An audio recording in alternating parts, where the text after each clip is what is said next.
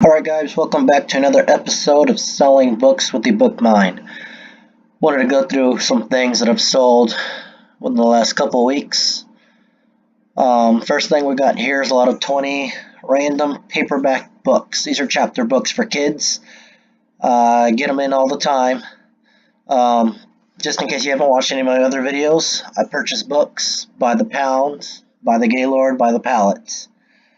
I pay a couple pennies per pound, and then I resell them on eBay and Amazon. Today I'm going to be showing you what I do on Amazon, kind of what I do. Anyone can do this, whether you work full-time job, part-time job, whether you want to do this full-time or part-time. This is what I do full-time. This is all I do. So let's get started. First thing here is a random lot of 20 kids chapter books. I get these in all the time. I get them in by the thousands. So I just pick 20 random books. I don't really know what's in them. I just pick up the first 20 books I got and I sell them for $10. Well, usually I sell them for $10. This one here was accidentally put on sale, sold for $7. But usually they sell for about $10, and I make about $4 or $5 in profit of each lot. This is very easy. This sells all the time. I sell maybe 3 or 4 of these every single day. Easy money. I don't have to take pictures of individual things. I take one big picture of a whole bunch of books, and I just randomly pick books out and mail them out. The next one is going to be a religious book.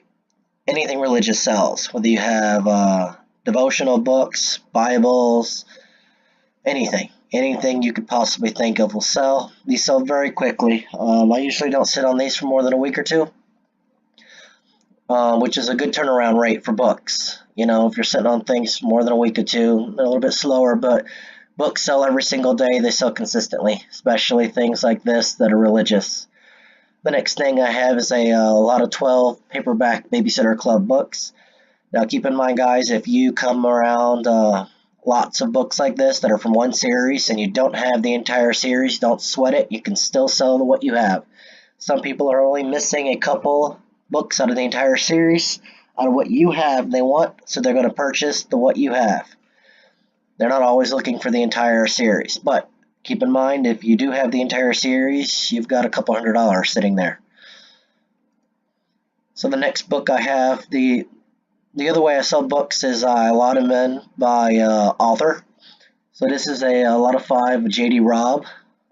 Just a random lot of 5, not necessarily from the same series of books that he writes or anything like that. This is just a random lot of 5 books.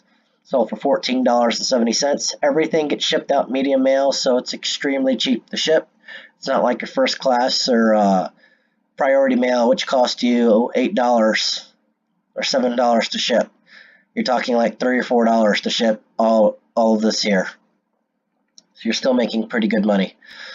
Next book we got here is a Chilton. It's a car repair manual book. I come across these all the time, different models. These take a little bit longer to sell because you're waiting for that one buyer who has that specific car that you have the book for. But like I said, I come across these all the time. These are pretty lightweight. You ship them for about $3.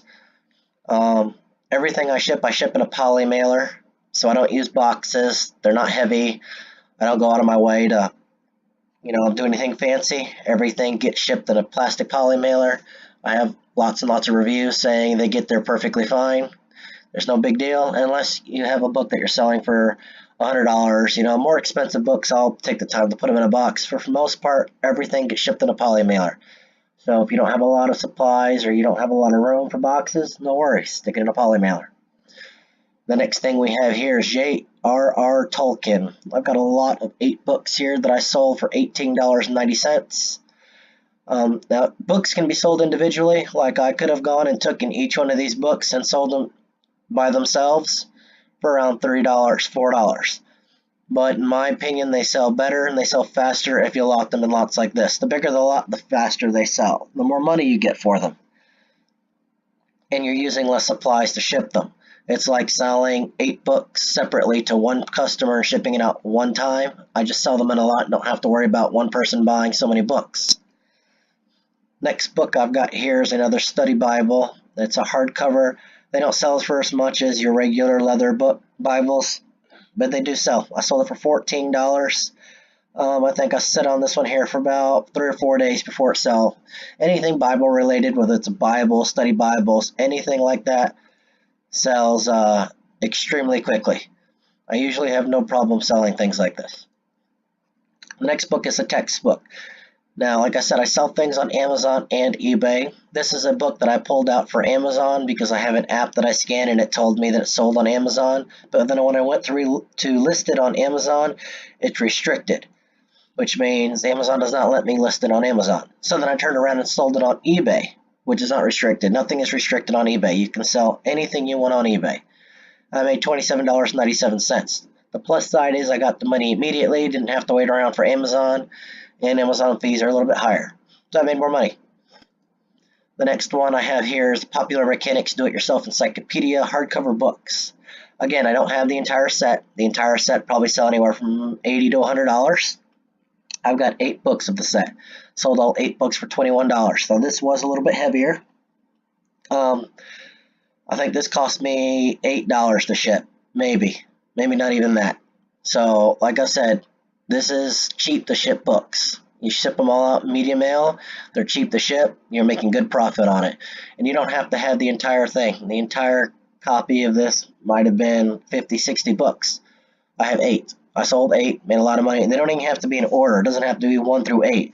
Like you can see here, I've got number 10, I've got 11, 14, 12. I took the picture upside down for some reason. I got number 1, 13, 15, and 16. I don't even have them in order. They're just random books out of the entire series that I just happened to come across. Next book is a giant print Bible. Sold this one kind of cheap. Sold it for $15.40. Anytime you have giant print or you have large print, it sells very, very fast, and usually you can get a lot of money on it. But I sold this cheaply because it had some scuff marks on it. It wasn't in the best condition. But I mean, I still got $15.40. It only cost me $3 to ship it. Minus fees, shipping, I'm still making $12. So I still do pretty good. Now the next book I have here is Dragonfly and Amber. This is a first edition, first printing of this book. Sold for $84. Now if you're really into selling books and you have the time to look through the books, if you look through them, let me see here, and you look at the cover here where it says all the copyrights and stuff, you'll see here where it says, where does it say it? Okay, right here where it has the number down here. See how it says 1, 2, 3, 4, 5, 6, all the way up to 10? That's a first edition. Anytime it starts with 1, it's a first edition. The way I know this is a first printing, because I looked it up on eBay at other people that were selling this as a first printing and made sure that my page here looked exactly the same as their page. Other than that, I have no idea how to tell what's a first printing or not. All I looked at was someone else's. I referenced it to someone else's ad that sold it for, I think they sold it for like $90, a little bit more than mine. As the same thing. That's a first printing. But I do know it's a first edition because of the numbers down there. It starts with the 1 on the right side, ends with 10 on the left side. Now there's many ways to tell if something is a first edition or not. You can Google it. You can look it up on YouTube.